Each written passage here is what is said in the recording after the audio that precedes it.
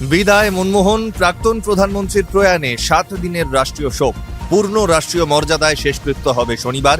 বাসভবনে গিয়ে পূর্বসূরিকে শেষ শ্রদ্ধা মোদির। মনমোহন সিং এর প্রয়াণে স্মৃতিচারণা মোদি মমতার। অভিভাবক হারালাম, শোকাহত রাহুল। ছবি মুক্তি পেছলেন সলমান। কালো ব্যান্ড পরে শ্রদ্ধা বিরাটের। প্রাথমিক নিয়োগ দুর্নীতি মামলায় চার্জশিট পেশ। হাজারের বেশি প্রার্থীর থেকে টাকা নিয়েছেন পার্থ, দাবি সিবিআই এর। ইডির মামলায় অব্যাহতি চাইলেন পার্থ। প্রাথমিক শিক্ষায় বড়সড় বদল। নতুন শিক্ষাবর্ষ থেকে প্রাথমিকেও চালু হচ্ছে সেমিস্টার পদ্ধতি। ছোটদের পড়ার চাপ কমাতে আনা হচ্ছে ক্রেডিট পয়েন্ট সিস্টেম। মেলবোর্ন টেস্টে রানের পাহাড় অজিদের। দিনের শেষে 5 উইকেট খুইয়ে ধুঁকছে ভারত। যশস্বীর রান আউট নিয়ে তুঙ্গে বিতর্ক। সমালোচনার মুখে বিরাট কোহলি।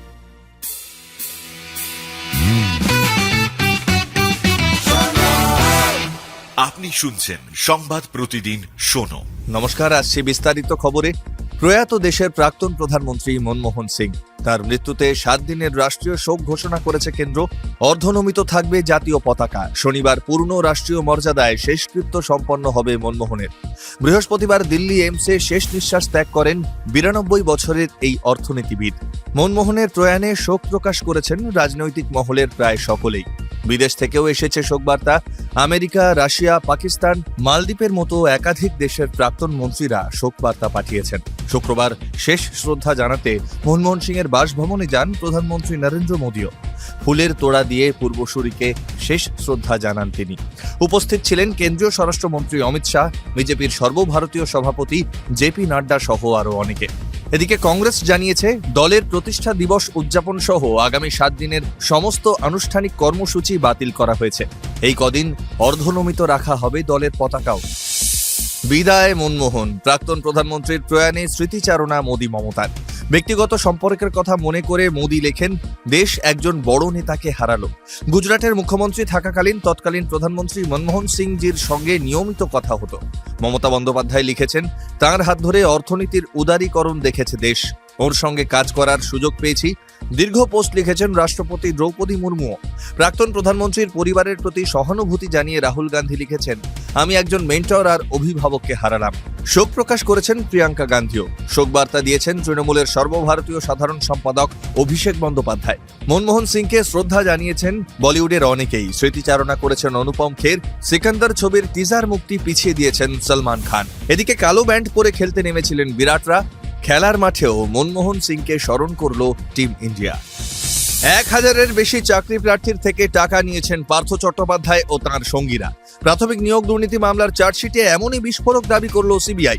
গত 1 অক্টোবর থেকে এই মামলায় পার্থ চট্টোপাধ্যায়কে গ্রেপ্তার করেছিল কেন্দ্রীয় তদন্তকারী সংস্থা। শুক্রবার তাঁর বিরুদ্ধে 40 পাতার চার্জশিট পেশ করা হলো। যারা গিয়েছে চার্জশিটে নাম রয়েছে অয়নশীল, সন্তু গঙ্গোপাধ্যায়েরও। দুর্নীতি মামলায় 2 বছরের বেশি সময় ধরে জেলবন্দি রাজ্যের প্রাক্তন শিক্ষামন্ত্রী। জামিন চেয়ে সুপ্রিম কোর্টের দ্বারস্থও হয়েছেন তিনি। ইডির মামলায় শর্ত সাপেক্ষে জামিনের অনুমতিও মিলেছে, তবে এখনই জামিন বলবৎ হয়নি। এরই মাঝে শুক্রবার প্রাথমিক নিয়োগ দুর্নীতি মামলায় পার্থ চট্টোপাধ্যায়ের বিরুদ্ধে চার্জশিট পেশ করল সিবিআই। এদিকে প্রাথমিক নিয়োগ দুর্নীতি কাণ্ডে ইডির মামলায় অব্যাহতি চাইলেন পার্থ চট্টোপাধ্যায়। তাঁর আইনজীবীর দাবি, তিনি এই ঘটনার সঙ্গে কোনোভাবেই যুক্ত নন। প্রাথমিক শিক্ষা পর্ষদ একটি স্বশাসিত সংস্থা, সেখানে পার্থর কোনো ভূমিকা নেই বলেই দাবি পার্থর আইনজীবীর। নতুন শিক্ষাবর্ষে প্রাথমিক শিক্ষায় বড় সড় রদবদল। এবার থেকে প্রাথমিকেও চালু হলো সেমিস্টার পদ্ধতি। ছোট ছোট পড়ুয়াদের উপর থেকে চাপ কমাতে, পড়াশোনায় উৎসাহী করতে চালু হবে ক্রেডিট পয়েন্ট সিস্টেমও। শুক্রবার এমনটাই ঘোষণা করলেন প্রাথমিক শিক্ষা পর্ষদের চেয়ারম্যান গৌতম পাল। তিনি জানান, প্রাথমিকে প্রথম থেকে পঞ্চম শ্রেণী পর্যন্ত চালু হবে সেমিস্টার পদ্ধতি। জানুয়ারি থেকে জুন পর্যন্ত প্রথম সেমিস্টার এবং জুলাই থেকে ডিসেম্বর পর্যন্ত দ্বিতীয় সেমিস্টার।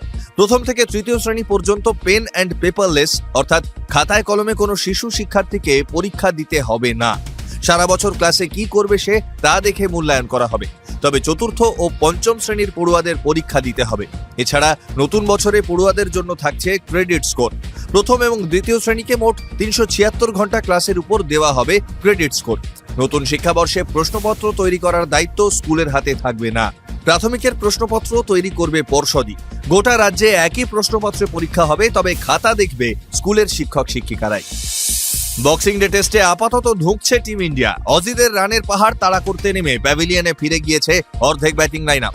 স্কোরবোর্ডে মাত্র 164 রান। দিনের শেষে ক্রিজে ঋষভ পন্থ ও রবীন্দ্র জাদেজা। প্রথম ইনিংসে 310 রানে পিছিয়ে ভারত।